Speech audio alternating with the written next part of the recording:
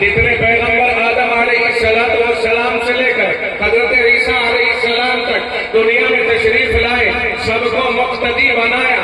اپنے اپنے زمانے کے وہ مقتدا تھے، اپنے اپنے زمانے کے رہبر تھے، لیکن آج رب کی مرضی ہے کہ ان رہبروں کو آپ اللہ نے ساری کائنات کے عظیم انسان کا مقتدی بنایا اور اپنے حبیب صلی اللہ علیہ وسلم کو ان کا مقتدا یعنی پیشوا، ان کا امام بنایا، اور یہاں امامت کرا کے پھر رب نے آسمانوں کی طرف بلایا اور تمام پیغمبروں کو ان کے مقامات کے اوپر لوٹا دیا.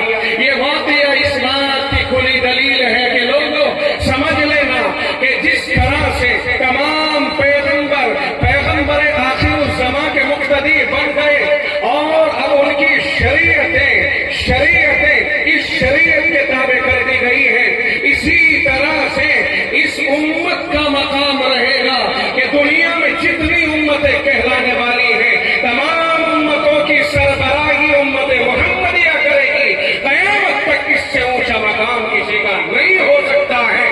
پیغمبر کی امامت امت کی امامت کی دلیل بن رہی ہے. بات سمجھ میں نہیں رہی آپ کو؟ میں خاص طور سے پڑھے لکھے حضرات کو یہ دلیل کے طور پر دینا چاہتا ہوں کہ آپ سمجھیے آج متاثر ہونے کی ضرورت نہیں ہے. یہ الگ بات ہے کہ ہم ذرا اپنے فرائض منصبی میں کوتاہی کر گئے. کوتاہی کرنے کی وجہ سے آج ہمارا یہ حشر ہو رہا ہے، اور یہ بات طے ہے کہ جب کوئی اپنی ذمہ داری سے گرتا ہے تو یقیناً اسے سزاؤں کا سامنا کرنا پڑتا ہے.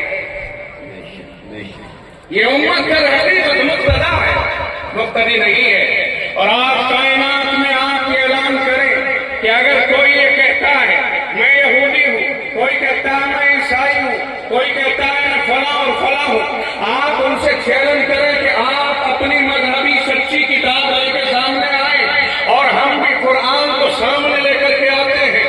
آپ اپنی مذہبی کتاب کے حافظ لے کر کے آئے، ہم بھی اپنے حافظوں کو لے کے آتے ہیں. خدا کی قسم آپ کے مقتدا ہونے کی، آپ کے اعلیٰ ہونے کی یہی بین دلیل ہوگی کہ دنیا میں کوئی اپنی مذہبی کتاب کا حافظ لے کر نہیں آئے گا. چند شلوک رٹے ہوئے ہوں گے، چند باتیں رٹی ہوئی ہوں گی، مگر ہمارے یہاں امت مسلمہ میں اور مذہب اسلام کے ماننے والوں میں، محمد رسول اللہ کا کلمہ پڑھنے والوں میں ایک ایک بچہ اور 8-10 سال کے بچے ہزاروں نہیں، لاکھوں نہیں، کروڑوں کی شکل میں آپ کو حافظ نظر آئیں گے جنہیں پورا قرآن کریم یاد ہے.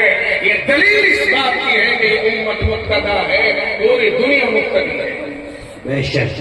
نعرہ تکبیر، بیداری کا ثبوت دے. نعرہ تکبیر، مذہب اسلام، حضرت مفتی مستقیم صاحب، مدرسہ یاسینیہ سراج العلوم پھٹا. میں آپ کے دلوں سے احساس کمتری کو نکالنا چاہتا ہوں. میں آپ کو تکبر میں بھی مبتلا نہیں کرنا چاہتا، بڑائی اور گھمنڈ میں بھی مبتلا کرنا نہیں چاہتا. البتہ یہ احساس آپ کے دلوں سے نکالنا چاہتا ہوں کہ تمہارے پاس ہیرا ہو، تمہارے پاس سونا ہو، تمہارے پاس چاندی ہو. ہیرا، سونا اور چاندی رکھنے والا ایک رام کے سکوں سے متاثر نہیں ہونا چاہیے.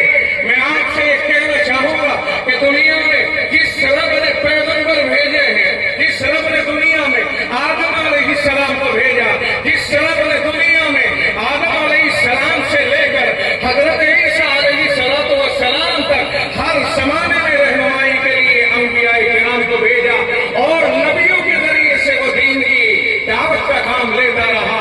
اس رب نے اپنی عادت کو بدلا اور اس دین کا کام لینے کے لیے نبی آخر الزمان صلی اللہ علیہ وسلم کے بعد اللہ نے پیغمبری کو ختم کر دیا.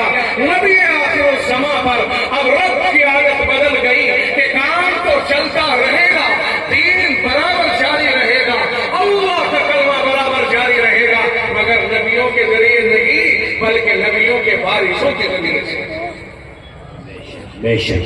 بات سمجھ میں نہیں آئی؟